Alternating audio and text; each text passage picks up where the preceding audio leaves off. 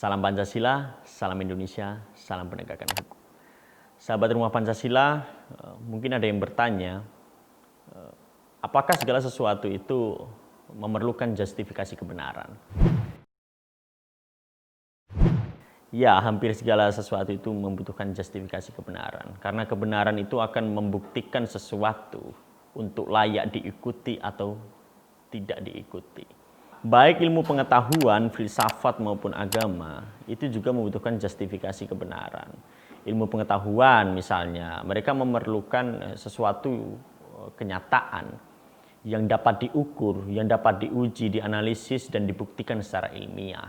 Lalu filsafat misalnya memerlukan justifikasi kebenaran melalui upaya spekulatif secara menyeluruh dan seluas-luasnya mengenai sesuatu hal yang belum ada maupun yang sudah ada.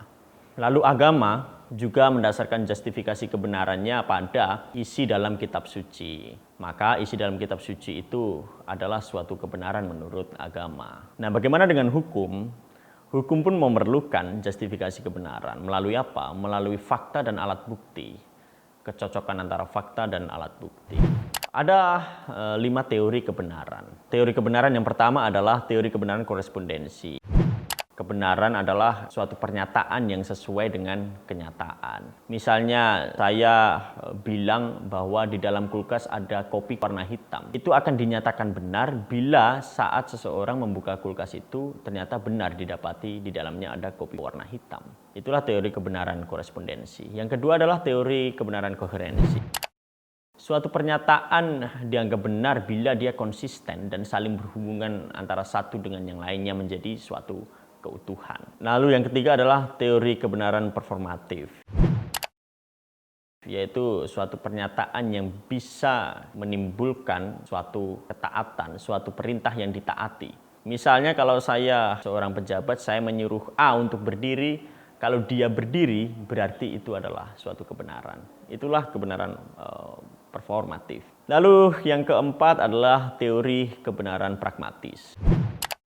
Teori kebenaran yang berpijak kepada manfaat dan kegunaan. Kalau suatu penciptaan tidak ada manfaat dan kegunaan, berarti itu bukan kebenaran.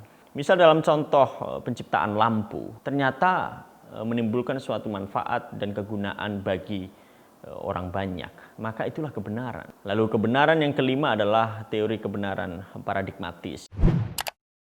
Teori kebenaran yang berpijak pada paradigma yang diakui juga oleh ilmuwan-ilmuwan. Hukum lalu masuk teori kebenaran yang mana? Hukum masuk teori kebenaran koherensi. Artinya, hukum dalam arti undang-undang itu hanya bisa berjalan bila ada kesesuaian dengan tindakan. Misalnya seseorang melakukan penipuan, hanya bisa dikatakan sebagai tindak pidana penipuan bila itu sesuai dengan rumusan tindak pidana dalam suatu ketentuan undang-undang pidana. Maka dari itu kecocokan korelasi antara tindakan dan rumusan tindak pidana itulah koherensi. Maka hukum itu masuk dalam teori kebenaran koherensi. Hanya itu sahabat Rumah Pancasila yang dapat saya sampaikan. Salam Pancasila, salam penegakan hukum. Terima kasih.